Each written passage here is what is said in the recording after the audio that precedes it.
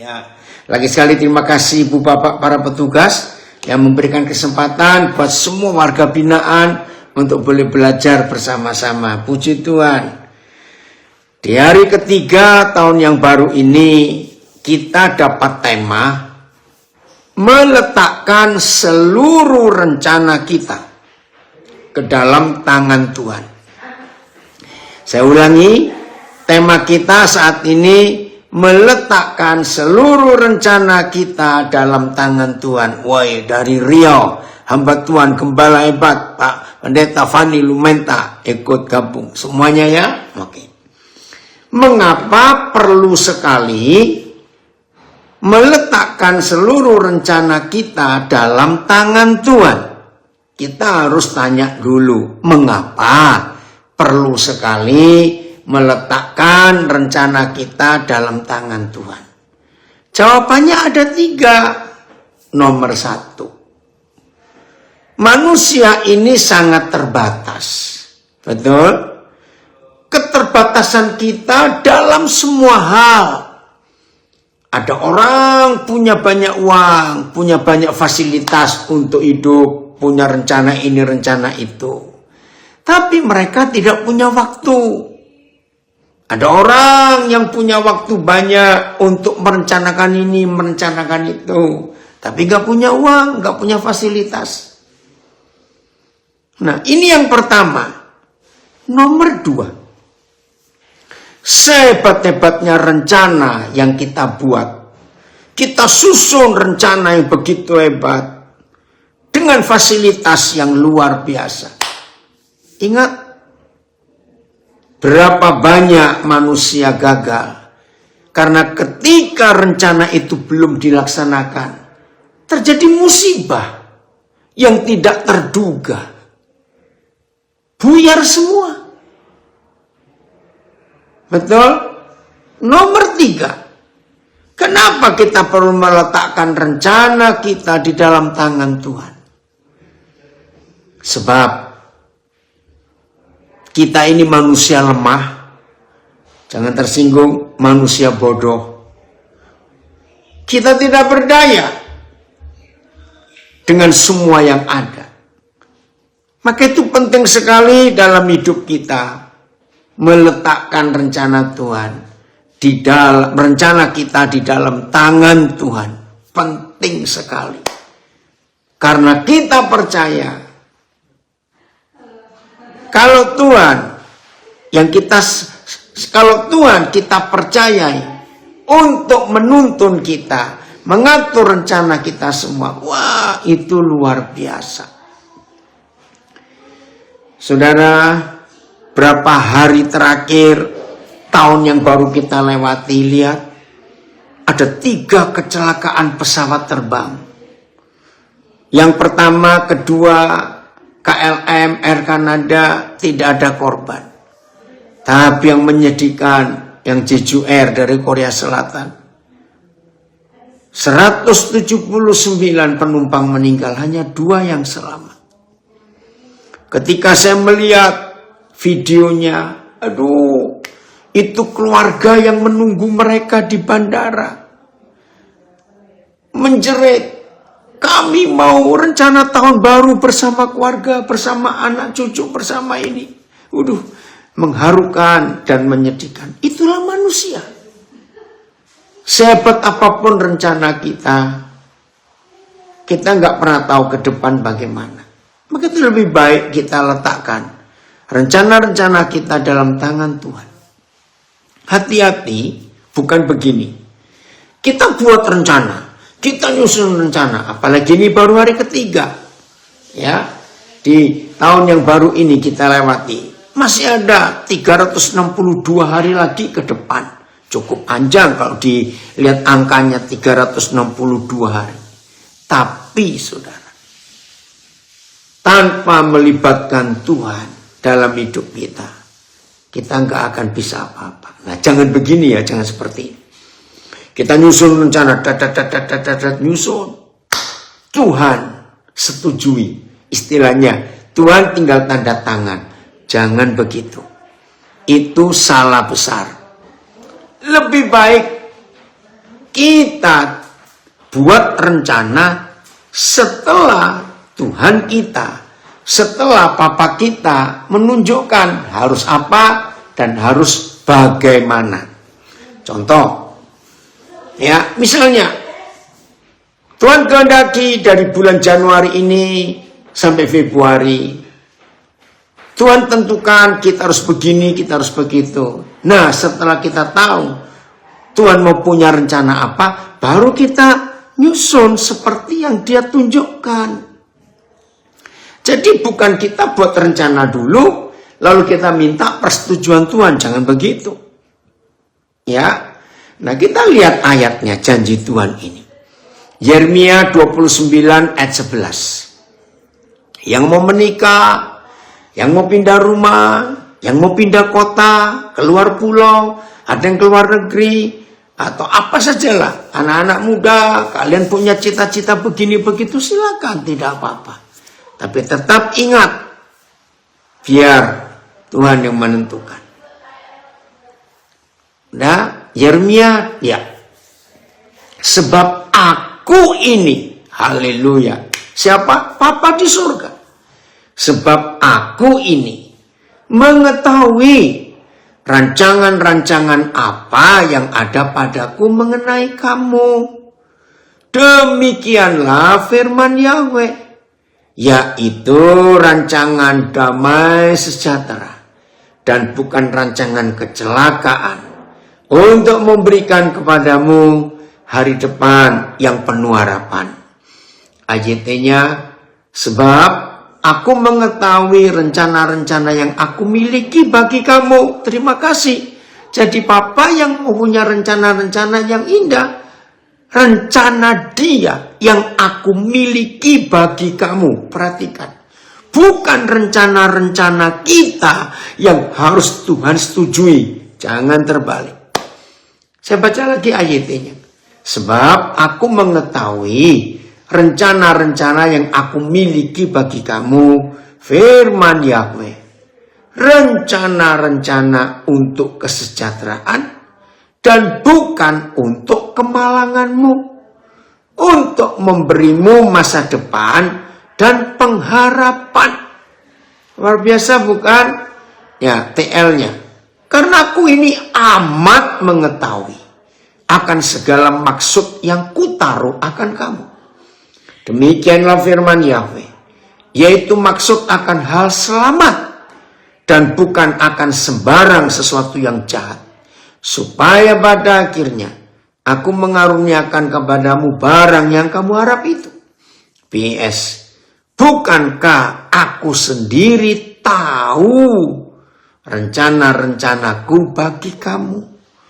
Rencana-rencana itu bukan untuk mencelakakan kamu, tetapi untuk kesejahteraanmu dan untuk memberikan, terima kasih Bapak, kepadamu masa depan yang penuh harapan.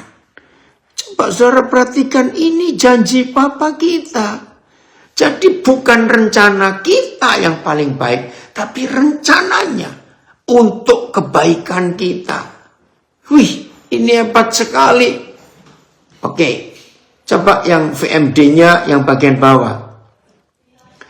Terus ya, lihat itu. Aku mengatakan hal itu sebab aku tahu rencana yang ada padaku bagi kamu. Demikianlah firman Yahweh. Aku mempunyai rencana yang baik bagimu. Aku tidak merencanakan melukai kamu. Rencanaku ialah memberikan pengharapan dan masa depan yang baik bagimu. Terima kasih Tuhan. Naik lagi.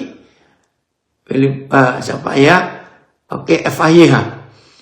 Karena aku mengetahui segala rencanaku bagimu.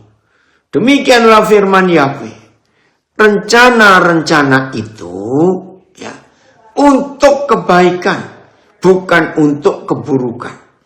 Untuk memberi kamu masa depan yang penuh pengharapan. Nah, saudara-saudara yang dikasihi Tuhan, sejelas ini yang ada di hati dan pikiran Papa kita untuk kita. Saya ulangi, ini Yeremia 29 ayat 11. Sebagus itu, seindah itu, sedahsyat itu rencananya yang dia berikan kepada kita, yang dia siapkan untuk kita. Kan lebih baik kita menyerah, mengikuti apa yang tertulis. Karena yang Papa sediakan itu yang membuat masa depan kita luar biasa. Kalau dia, mudah-mudahan kamu masih ada ya. Nah, ini saya cerita tentang anak kami yang ada di Brisbane, di Australia. Awal tahun yang lalu, mereka mengalami sebuah masalah. Usaha yang mereka rintis harus ditutup. Ya, thank you kalau dia masih ada. Usaha yang mereka rintis sekian banyak tahun harus ditutup. Ya, dampak COVID itu cukup. Akhirnya, para pelanggan yang tahu mereka itu ikut sedih. Kenapa tutup? Ya, karena keadaan. Saudara bayangkan, keluarga anak kami ini tidak berdaya untuk cari tempat baru karena nggak ada modal. Nah, tiba-tiba salah satu pelanggan mereka yang tahu bagaimana hasil kerja mereka itu, yang sibuk mencarikan tempat usaha baru. Ringkat cerita, akhirnya dapat cukup murah dan mereka mampu untuk mengelola tempat yang baru. Wah, akhirnya dibuka. Saudara, baru jalan sekian minggu, tiba-tiba dapur mereka waktu usaha itu tutup kebakar, saudara. Saya kaget juga dengar kabar itu. Kebakar. Ada kesalahan dalam arus listriknya. Waduh, waktu saya dengar itu saya ikut sedih. Aduh Tuhan, kenapa? Baru mulai usaha. Pelanggan baru mulai datang. Sampai hari ini belum buka lagi. Karena masih dalam urusan asuransi. Tapi saya bersyukur melihat mereka berdua suami istri tetap bisa senyum. Bahkan mereka bisa berkata, kita tunggu apa rencana Papa di surga terhadap hidup ini. Wah, itu yang luar biasa, saudara. Ayo kita tunggu. Apa yang Tuhan rencanakan atas hidup kita dengan janji ini. Bahwa Papa tidak pernah merencanakan kecelakaan atau yang buruk terjadi atas kita. Tidak. Semua yang Papa rencanakan itu yang the best, yang terbaik. Masalah kita hanya satu. Catat, masalah kita hanya satu. Mau sabar atau tidak? Itu saja. Saya ulangi, mau sabar atau tidak? Wah, ya kalau dia yang nyapa itu heaven is better itu namanya Claudia juga. Ya, amen. All is in God's hand and everything good happens in this time. Amen. Semua itu terjadi untuk kebaikan kita dalam tangan Tuhan. Tepat sekali tema hari ini. Letakkan semua rencana kita dalam tangannya. Dia Papa yang baik atas hidup kita. Andero, puji Tuhan untuk itu kamu ada. Ini sama-sama dari Brisbane. Nah, karena kita sadar untuk sejam kemudian setelah ini akan terjadi apa, nggak ada seorang pun yang tahu. Jangan lagi untuk besok. 1 jam setelah ini kita nggak tahu terjadi apa di hidup ini. Warga binaan yang dikasihi Tuhan, silakan buat rencana. Ya, yang kurang sekian bulan bebas, yang kurang sekian tahun bebas, yang kurang sekian minggu bebas. Silakan buat rencana, tidak apa-apa. Tapi jangan menyodorkan rencana yang kita buat untuk Tuhan menyetujui. Jangan. Ya, lebih baik kita menantikan apa rencana Tuhan dalam hidup kita. Jadi jangan memaksakan rencana kita untuk Tuhan setujui. Lebih baik Tuhan yang menetapkan hidup ini. Saudara, satu kali Yusuf berkata, engkau mereka-rekakan yang jahat, tapi Tuhan mereka-rekakan yang baik. Kali coba cari ayat itu di Kejadian berapa? 45 atau 50? Papa lupa ini kali.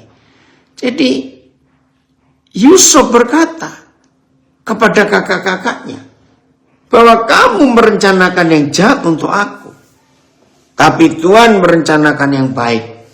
Kalau ada yang bisa bantu, tolong carikan ayatnya, saya lupa. Ya. Jadi apapun yang manusia buat jahat di hidup kita, perhatikan ya, apapun yang manusia buat jahat atas hidup kita, kalau kita menyerah, dari Ambon, amin. Kebanyakan gagal dan kecewa, saya baca komen ini. Ya, kebanyakan gagal dan kecewa, kalau mau-maunya sendiri, betul. Ya, udah. Amin. Ini ada komen. Kita harus selalu menyerahkan apa yang akan Tuhan berikan bagi kita. Tugas kita adalah mensyukuri apapun yang Tuhan tetapkan bagi kita. Betul. Ayo, ketemu kali. Kejadian berapa itu? Yusuf berkata seperti itu. Atau Kejadian 45. Maaf, ada yang tahu? Tolong saya supaya cepat. Saya ketemu di sini. Iya.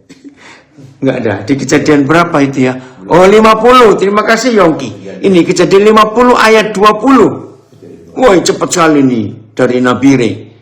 Meskipun kamu telah merencanakan kejahatan terhadap aku, tetapi Elohim telah merencanakannya untuk mendatangkan kebaikan. Semuanya ini terjadi dengan maksud memelihara kehidupan. Ya, oke. Kejadian 50 ayat 20 kali. Ya, saya baca. Memang kamu telah mereka-rekakan, merencanakan yang jahat terhadap aku. Tetapi Tuhan telah mereka-rekakannya, merencanakan untuk kebaikan. Ini loh, dengan maksud. Melakukan seperti yang terjadi sekarang ini.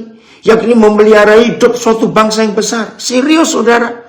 Kalau Yusuf tidak diutus ke Mesir oleh kakak-kakaknya dengan cara yang sangat jahat, Yusuf dikhianati, Yusuf difitnah, Yusuf dibuang ke sumur, dijual jadi budak. Kalau Yusuf tidak menuruti rencana Tuhan, walaupun melalui cara yang sangat jahat, maka nggak ada Israel di dunia ini. Israel punah.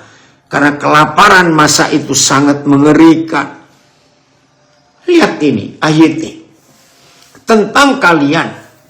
Kalian memang telah merancang yang jahat terhadap aku.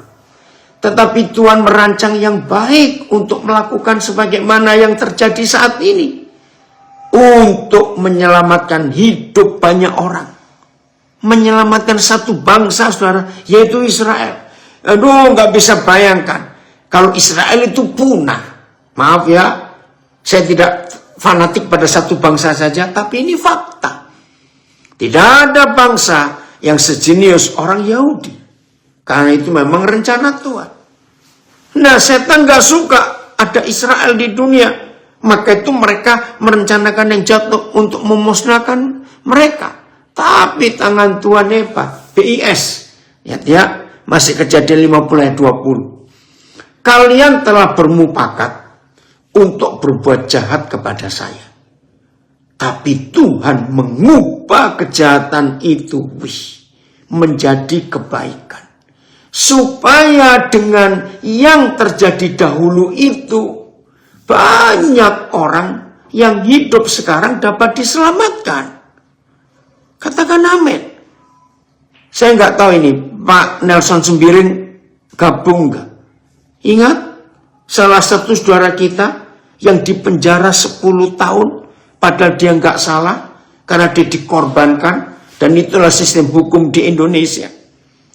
doktor kimia lulusan Jepang dikorbankan karena korupsi. Ternyata baru bebas Pak Nelson Sembiring itu Juli 2024. Waktu dalam penjara istrinya meninggal. Anak-anaknya lari karena anak-anaknya malu. Secara keadaan hancur. Tapi Tuhan punya rencana dahsyat. Sehingga sampai sekarang pabrik tahu Nigarin tetap ada. Menjadi satu-satunya penjara di Indonesia yang punya pabrik tahu paling sehat. Bukan pakai cuka, tapi pakai air laut dalam. TSI-nya. Dulu, kalian memang merencanakan hal yang jahat terhadap aku. Tetapi sesungguhnya, Tuhan memiliki rencana yang baik dalam kejadian itu. Supaya banyak orang dapat diselamatkan. Seperti yang sudah terjadi. Ya ini kan, kalau kita lihat kejadian 50, nggak lama setelah Yusuf ngomong begini, dia meninggal. Dan terbukti dari 70 orang, Yakub dan anak cucu menantunya, yang dipindahkan dari Kanaan ke tanah Goshen karena Yusuf. Saudara, Israel ada sampai hari ini. VMD-nya kali. VMD-nya, coba kita lihat. Maka itu kalau ada di antara kita yang ikut belajar, dimanapun saudara berada, saudara sedang mengalami penderitaan, bahkan di awal tahun ini, ketika semua orang merayakan tahun baru, tapi saudara terpuruk karena kelakuan perbuatan orang tertentu. Ampuni orang-orang itu. Jangan pernah marah pada mereka. Tuhan merencanakan yang baik, walaupun orang merencanakan yang jahat. VMD, benar bahwa kamu berencana melakukan sesuatu yang jahat terhadap aku. Tetapi sesungguhnya Tuhan merencanakan yang baik. Rencana Tuhan, keren Yusuf berkata. Rencana Tuhan memakai aku, menyelamatkan hidup banyak orang. Dan hal itu sudah terjadi. Keren ya, KSKK. Memang kamu telah bermaksud untuk mencelakakan aku.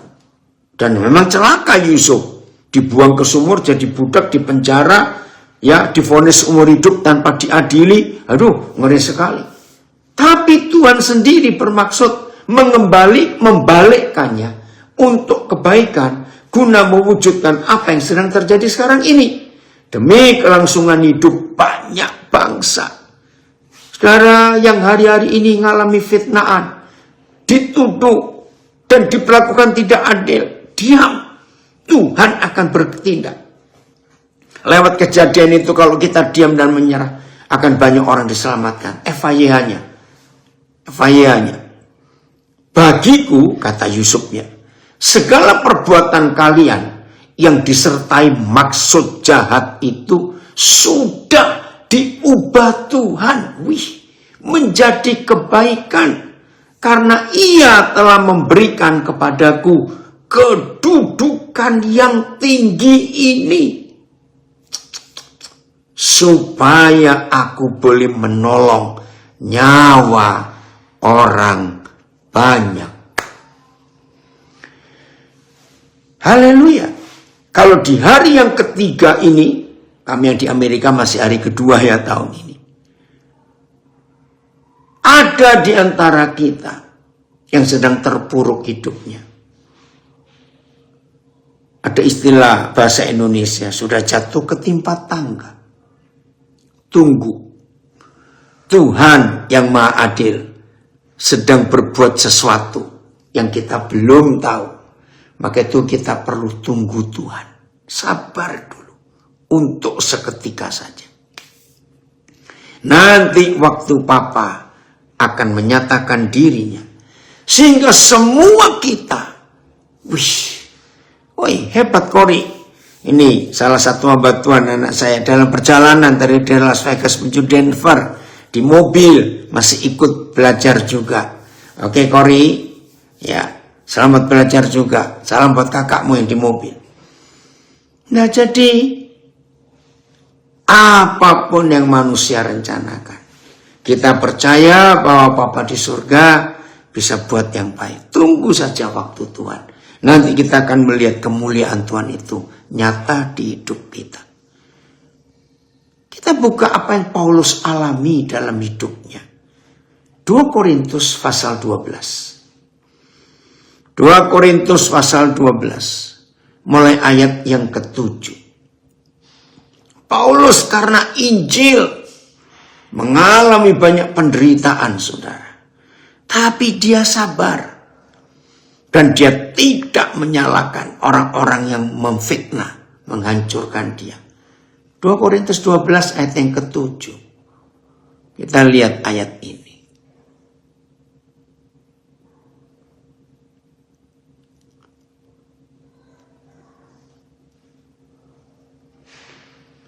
Oke.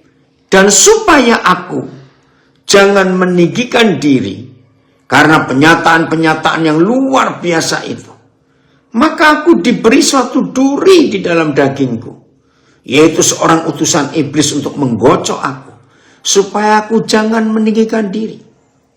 Saudara, Yakobus 4 menulis satu-satunya hal yang Tuhan tentang, Tuhan lawan, itu orang congkak, orang sombong. Orang sombong cuma satu kriterianya, tidak membutuhkan Tuhan. Karena dia bisa sendiri semuanya. Nah, Paulus ini saudara kita yang hebat. Dalam panggilan dan penyerahan hidupnya habis-habisan.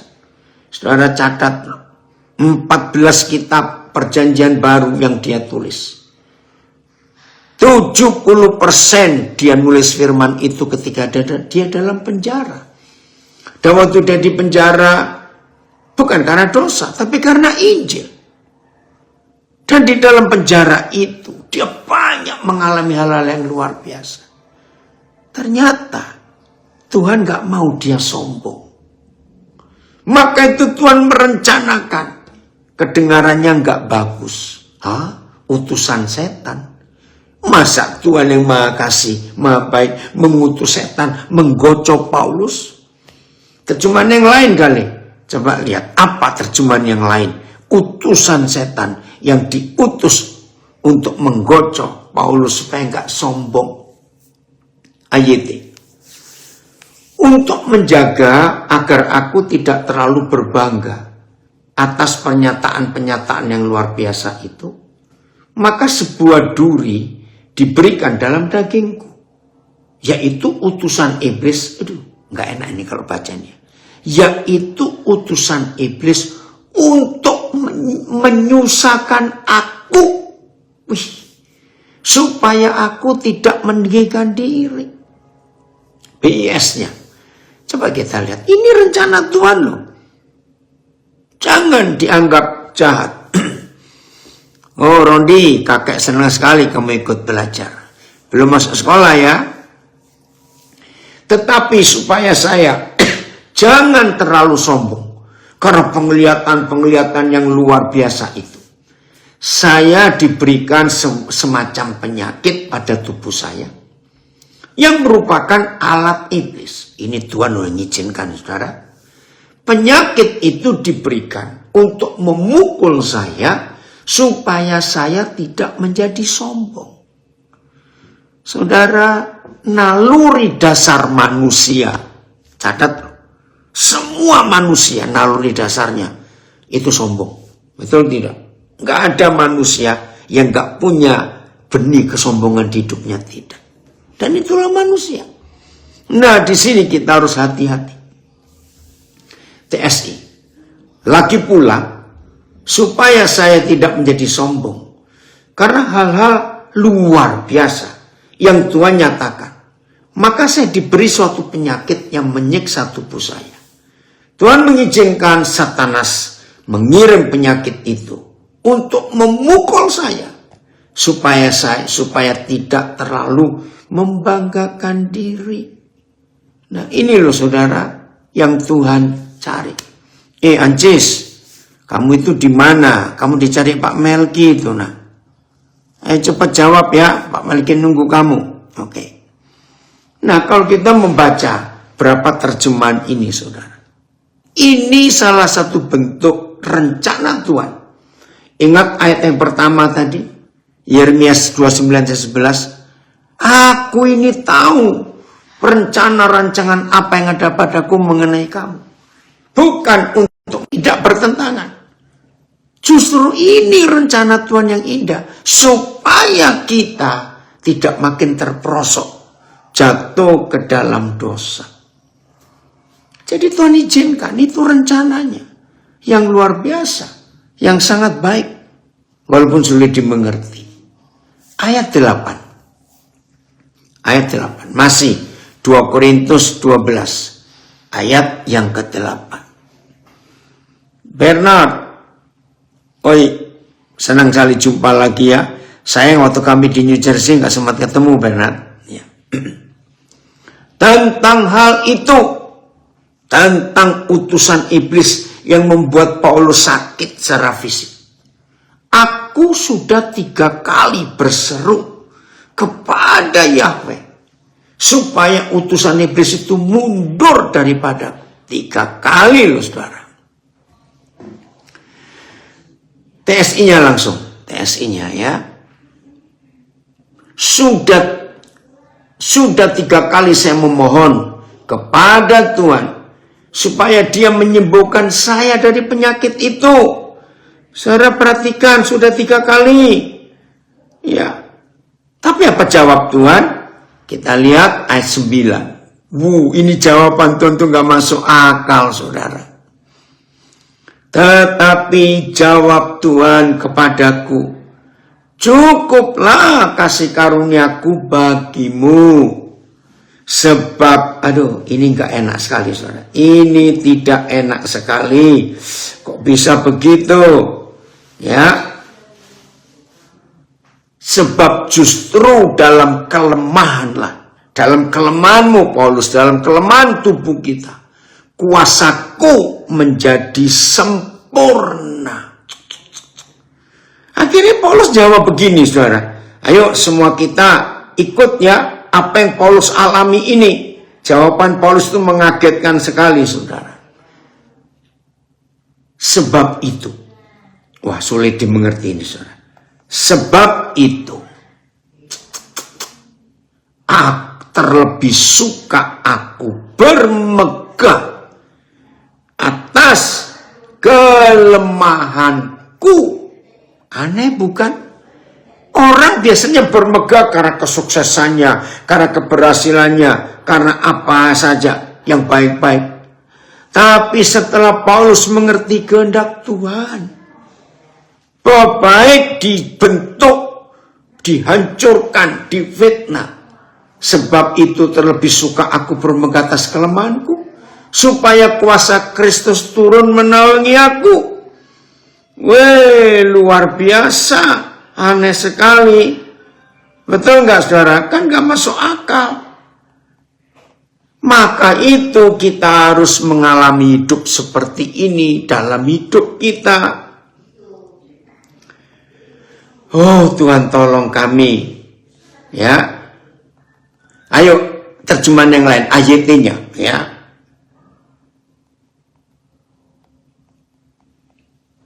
Udah. Namun, nah lihat nih.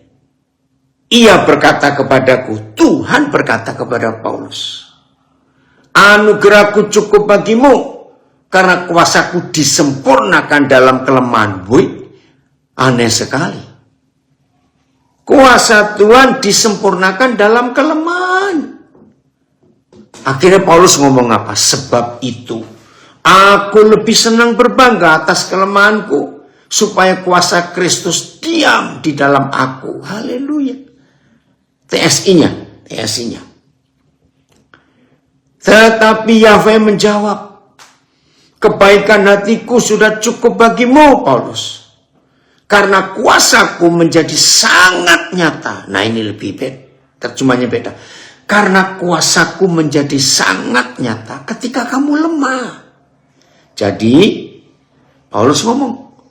Jadi, jauh lebih baik saya membanggakan kelemahan-kelemahan saya.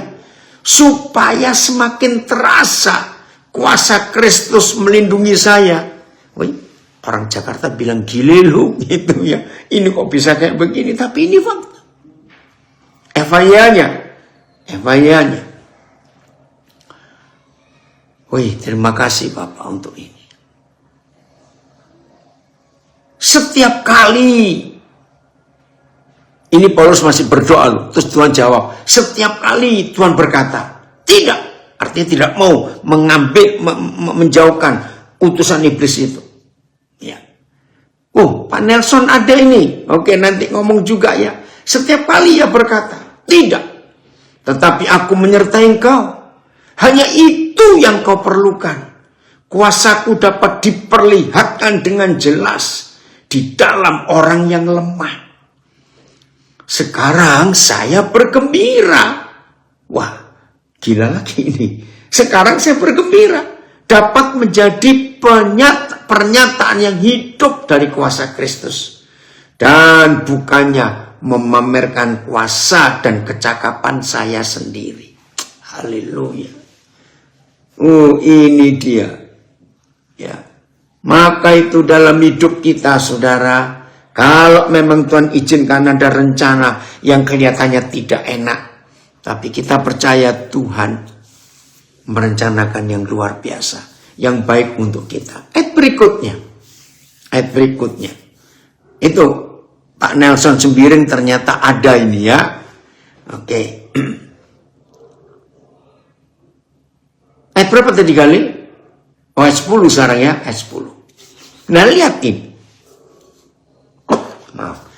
Aneh sekali ini Paulus. Karena itu, dengar ya. Maaf ini. Pasti kita yang berkata ini orang gila kali yang ngomong kayak begini. Karena itu, aku senang dan rela. Di dalam kelemahan, di dalam siksaan, di dalam kesukaran, di dalam penganiayaan, dan kesesakan oleh karena Kristus. Sebab, jika aku lemah, maka aku kuat. Terima kasih Tuhan. Ayat itulah sebabnya aku merasa senang dalam kelemahan, dalam siksaan, dalam kesukaran, dalam penganiayaan, dan dalam kesulitan dengan Kristus. Karena ketika aku lemah, maka aku kuat. Terus BIS-nya. Jadi saya gembira. Dengan kelemahan-kelemahan saya. Saya juga gembira. Kalau oleh karena Kristus saya difitnah. Saya mengalami kesulitan, dikejar-kejar. Dan saya mengalami kesukaran. Sebab kalau saya lemah, maka pada waktu itulah justru saya kuat. Aduh, maaf ini ya, saya mau cerita sesuatu. Mungkin tidak semua orang tahu ini. Kecuali yang suka masak. Saudara, tadi dalam perjalanan kami di bis selama 4 jam, saya suka baca. Tiba-tiba saya kebaca tanpa saya cari, saudara. Maaf ini ya. Bagi masakan Chinese, ya, atau Asia lah, Vietnam juga ya, pasti itu membutuhkan saus tiram, oyster sauce. Likamke. Dan saya itu baru tahu sejarahnya hari ini. Ternyata saus tiram itu terjadinya karena kecelakaan. Nah, temanya itu ya, biarkan ada masakan kosong, maka orang itu sekarang generasi kelima yang meneruskan perusahaan ini punya kekayaan 300 triliun rupiah. Wih, mendengar kata 300 triliun kan orang suka. Saya baru baca tadi kisahnya. Ya, Lim Kam Ki ya, itu yang suka masak pasti tahu saus tiram itu. Suatu hari, ya, Pak Lim ini, ya, dari provinsi Hokkien, waktu itu masih di Tiongkok. Dia punya rumah makan kecil. Nah, hari itu pelanggannya ramai. Terus dia lagi merebus tiram. Ya, dia memang mau ambil kuahnya, sarinya itu. Ya, sudah taruh ini, taruh ramuan apa, begitu seperti biasalah dia jualan. Ternyata dia lupa. Karena pelanggan begitu banyak, dia sadar ketika bau angus. Kaget dia, angus masakan saus tiram ini. Tapi pelanggan sudah nunggu.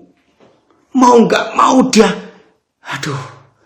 dia pikirnya, wah, tutup ini habis ini warungku orang. Tapi nggak ada saus lainnya, cuma yang kosong itu. Saudara, ini cerita awalnya. Mau nggak mau, Pak Li ini pakai saus yang angus itu. Saudara, hari itu semua pelanggannya bilang, kenapa baru hari ini kamu punya saus seenak ini? Kok kemarin-kemarin tidak? Dalam kisah itu dituliskan, Pak Li ini gak berani ngomong kalau itu gak sengaja, itu angus. Nah, ringkas cerita, mulai hari itu dia memproduksi saus tiram yang sengaja dihanguskan. Akhirnya perusahaannya nggak di Tiongkok itu susah, dia pindah ke Makau. Di Makau perusahaannya berjalan baik, fasilitas nggak ada. Dia pindah ke Hong Kong, waktu itu masih jajahan Inggris. Nah, di Hong Kong itulah produksinya meningkat, dan sekarang saus gosong ini sudah merajai dunia, nggak ada yang bisa mengalahkan. Dan ketika saya baca tulisan itu, generasi kelima itu sudah produksi jenis-jenis saus-saus yang lain. Nah, waktu saya baca itu tadi, saya senyum-senyum sendiri. Maka itu nggak ada yang salah dalam hidup ini. Kalau kita mengizinkan rencana Tuhan yang terjadi. Wah, saya dapat hal baru itu. Gara-gara saus gosong ternyata jadi kaya. Jadi kekayaan mereka sekarang setelah generasi kelima 300 triliun. Luar biasa itu. Nah, maka itu saudara. Segagal-gagalnya sebuah kegagalan. Secelaka-celakanya sebuah kecelakaan. Kalau kita mengizinkan Tuhan yang maha hebat itu bekerja. Seperti apa yang Paulus tulis ini. Kita tahu akan menemukan rahasia yang luar biasa. Kalau saya bicara makanan ini ya. Maaf ini. Ya, pizza. Pasti semua orang kenal pizza. Ya, saya sih nggak terlalu suka. Ya, kalau ada makan lain saya lebih baik makan yang lain. Kalau terpaksa ada baru makan pizza. Ternyata dalam sejarahnya, waktu zaman perang susah dulu di Eropa, maka ada keluarga orang Itali yang punya anak banyak, karena memang orang Itali itu anaknya banyak. Nggak ada makanan. Yang ada cuma tepung sedikit. Ditambah ini sedikit, itu sedikit. Ya udah, supaya kelihatan banyak, tepungnya itu ditipiskan kelihatan lebar. Lalu yang ada dimasukkan campur jadi satu. Sayur kah, ini kah. Nah, itu sejarahnya pizza. Karena kecelakaan musim perang. Orang nggak bisa makan. Jadi terkenal sampai sekarang ini. Nah, salah satu makanan Vietnam ya yang terkenal itu namanya broken rice. Artinya beras pecah itu loh. Ya, kalau orang Jawa bilang menir. Kenapa jadi terkenal sekarang di rumah makan Vietnam? Sama kejadiannya waktu zaman perang. Beras yang ada, yang sisa-sisa sudah hancur. Yang biasanya kalau di Pulau Jawa, di kota-kota besar, ya ketika ada truk-truk datang ngangkut beras, kan seringkali ada yang jatuh ke tanah dari truk itu. Nah, biasanya orang-orang miskin diizinkan ngambil, nyapu bersama pasirnya, terus mereka pisahkan. Nah, dari kehancuran perang, masa yang susah, sekarang broken rice itu jadi salah satu makanan Vietnam yang terkenal. Maka itu di hari ketiga tahun ini, kalau ada di antara kita hari-hari ini atau meninggalkan tahun yang lalu masih dalam kegagalan, bahkan di hari ketiga ini masih terpuruk, belum pulih, tunggu Tuhan akan buat rencana yang luar biasa untuk hidup kita ini. Percaya? Ya, kalau saya boleh katakan begini, pokoknya papa kita, Tony, kenapa? Itu jarimu. Kalau kita tahu apa apa yang Tuhan rencanakan, walaupun dari hal yang gak enak, udahlah, ikuti saja. Ikuti saja. Kalau boleh saya cerita begini. Oh, awas kamu ini anak saya di Surabaya. Nanti kalau Surabaya ajak makan pisang. Mau. Kamu jangan cari perkara kamu ya. Oke, nah. Dengarkan ini. Dalam kondisi seterpuruk apapun juga. Beri kesempatan untuk Bapa kita buat sesuatu yang luar biasa. Katakan amin. Oh, ini langsung ada amin dari Philadelphia. Iya, amin. Ya, dari mana? Dari Jakarta. Guru musik, amin. Puji Tuhan. Sungguh rencana Tuhan itu sangat luar biasa untuk kita. Jadi saya punya kalimat begini. Papa kita itu adalah pribadi yang sangat pintar dan pandai memanfaatkan sebuah kehancuran, sebuah kecelakaan untuk hal yang baik. Itu luar biasa. Pak Nelson Sembiring ada di mana ini? Loh, saya di Surabaya. Surabaya, coba cerita ini. Di Jepang ada makanan apa? Coba saya baca dulu ya. Di Jepang juga ada makanan yang legendaris namanya natto. Kacang kedelai yang difermentasi. Dikonsumsi ketika zaman perang. Jepang kehabisan bahan makanan, hanya natto andalan mereka. Sekarang natto menjadi makanan terkenal termasuk di Indonesia. Susah didapatkan di supermarket Indonesia. Adanya hanya di toko yang menjual makanan impor dari Jepang. Oke, kita mau dengar kesaksian. Nelson bisa pakai video enggak? Ini video. Oh, ada ya. Coba mana Pak Nelsonnya? Di mana ini? Di mana? Oke ya. Sebentar. Koden akan pindahkan yang Instagram Zoom-nya. Ayo, ceritakan bagaimana itu? Di penjara 10 tahun di Porong. Karena ada yang berapa yang belum tahu ini ya. Oke. Ya, terima kasih saudara-saudaraku yang ada di Lapas Porong dan dimanapun berada. Saya Nelson Sembiring, baru lolos kehidupan. Karena di dalam itu juga pilihan ternyata Koden. Ya. Kita mau apa ya terserah. Tapi untung Koden sejak 2020 kita COVID dulu rutin mengunjungi kita Senin, Rabu, Jumat dari manapun beliau berada. Nah inilah kuasa Tuhan bekerja untuk menolong kita. Saya kasus tipikor 10 tahun. Hal yang tidak bisa saya bayangkan sebelumnya. Sebentar. Saudara supaya tahu hukum, kalau tipikor itu nggak bisa naik banding, nggak bisa dapat remisi, nggak bisa diapa-apakan. Itu tipikor. Ya, lanjut. Ya, jadi tipikor yang baru ini Koden ternyata ada pembebasan bersyarat walaupun dia tidak bisa membayar ganti rugi. Itu yang baru. Ketika datang saya sudah melewati dan sudah masuk ke subsidiar. Jadi saya bebas murni karena memang tidak bisa bersyarat. Nah, kasusnya mungkin bisa dibaca di internet, tetapi apa yang saya dapat dari kasus ini, saya pikir Tuhan bekerja maksimal untuk saya. Saya terlalu sombong dengan semua aktivitas dan dengan semua kedudukan saya. Nah, saya tidak malu menyebutkan saya dokter dari Jepang, S1 saya dari ITB. Teman-teman ITB juga banyak sekarang yang mungkin sedang di bengkel ya. Tapi Tuhan menyelamatkan saya, lebih cinta saya daripada membiarkan saya berkeliaran dengan arogansi saya waktu itu. Dulu saya sangat logik pikirannya. Ya wajar karena pendidikannya udah pikir. Ternyata setelah dimasuk penjara ini, Tuhan menjungkir balikkan pemikiran saya. Ada ilmu yang lebih tinggi dari apapun itu adalah kita.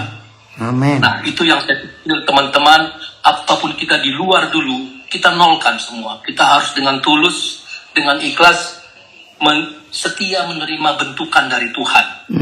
Nah, sekarang ini saya memang masih dapat pensiun. Masih ada dibantu waktu itu oleh musuh politik kita untuk politik lah istilahnya.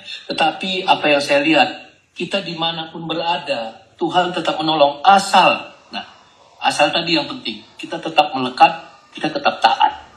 Itulah yang saya inginkan ke teman-teman di warga binaan ini. Saya bisa merasakan bagaimana perasaan kalian saat ini, bagaimana kita dioperasi OP, bagaimana kita HP nggak boleh, ini nggak boleh, makanan cadong itu makanan khas penjara.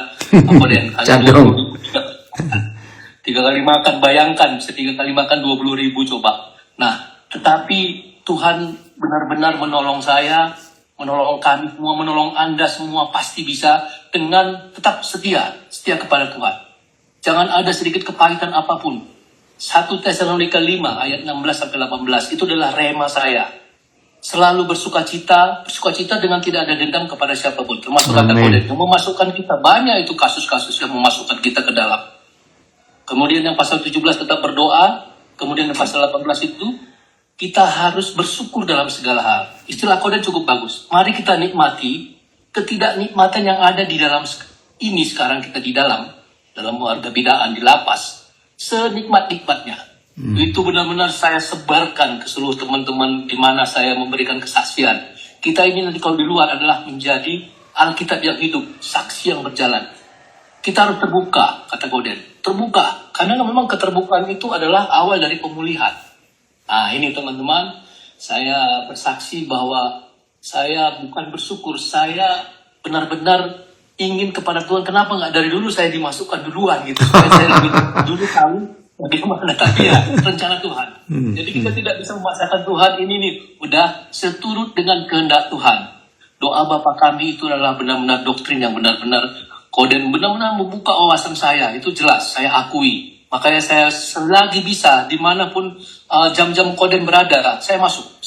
Seperti ini, sebentar lagi saya pergi, tapi saya masuk supaya saya bisa mendengarkan. Nah, bersyukur karena saya bisa membagi kepada teman-teman. Kita harus kuat. Memang tuh free will. Di penjara itu ada yang 19 kali bolak-balik masuk satu gereja saya. Tahun ini dia terakhir masuk, sehingga dia ganti-ganti nama beberapa kali, supaya nggak jebles dia punya PB yang sebelumnya. Sampai dia lupa nama dia. Nama saya sekarang siapa ya? Dia siapa itu? Oh iya? Dia.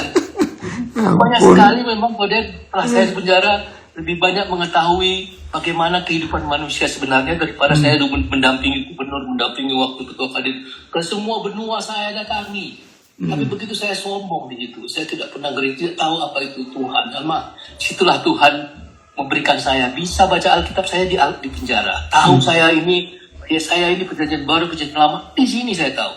Ayat 42 ayat 5. Karena kata orang aku dulu mendengar tentang engkau, tapi sekarang sendiri mataku bisa memandang engkau. Nah inilah yang saya harapkan teman-teman bisa merasakan bagaimana mujizat Tuhan bekerja kepada diri-diri Anda semua.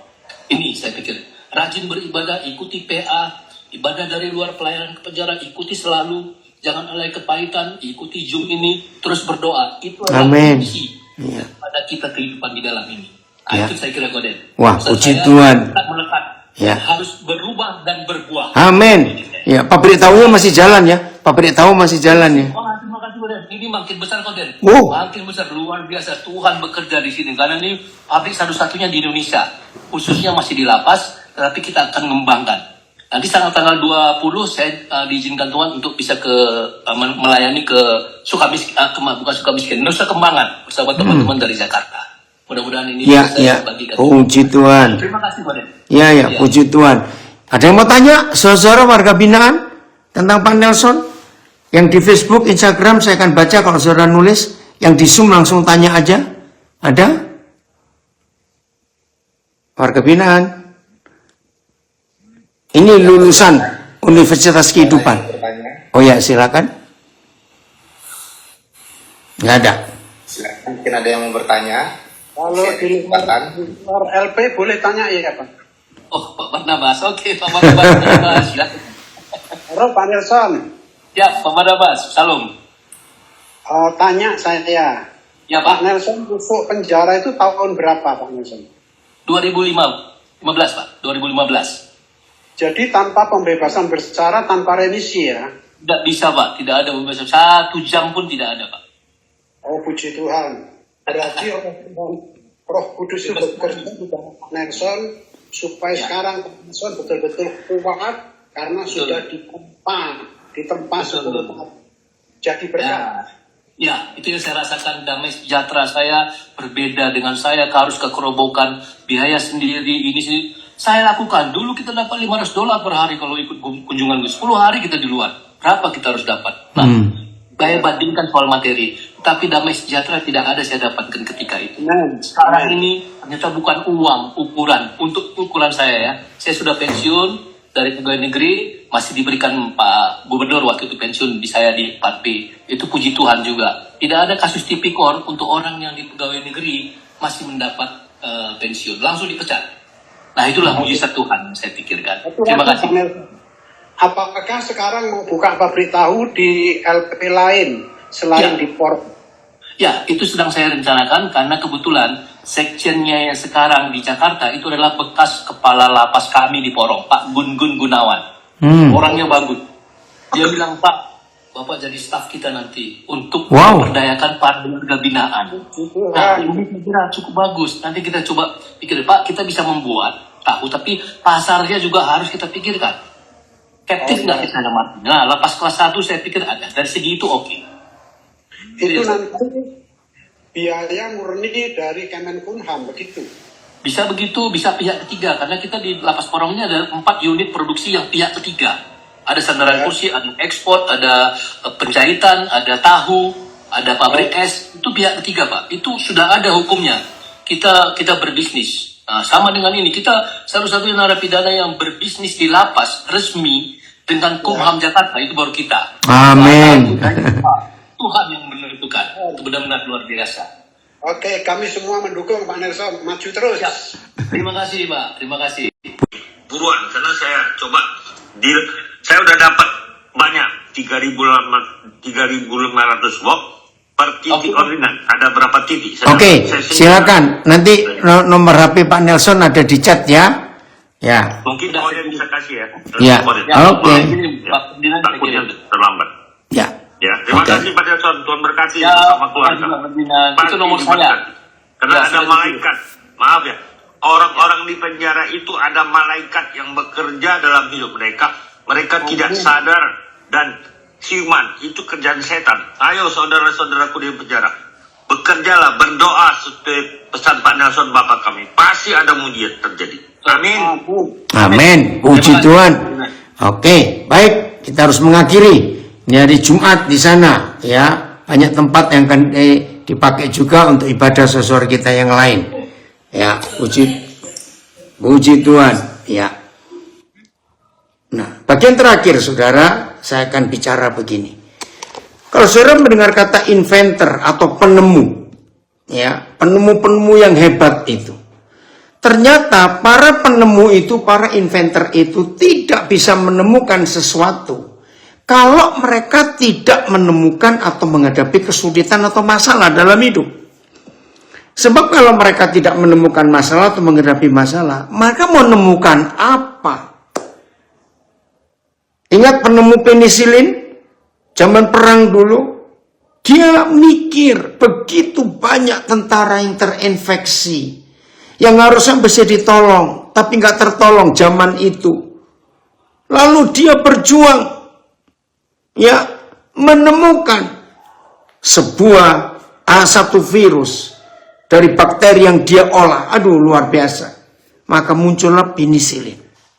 Dan dari situ korban-korban perang itu jauh menurun, yang tadinya nggak tertolong banyak. Nah, itulah yang kita temukan. Banyak lagi penemu-penemu yang lain yang kita nggak bisa sebutkan di sini. Maka itu penemu-penemu itu tidak akan menemukan sesuatu kalau mereka nggak ketemu masalah atau menghadapi masalah dalam hidup. Jadi tema hari ini, letakkan semua rencana kita ke dalam tangan Tuhan. Karena memang Tuhan yang paling tahu dalam hidup kita.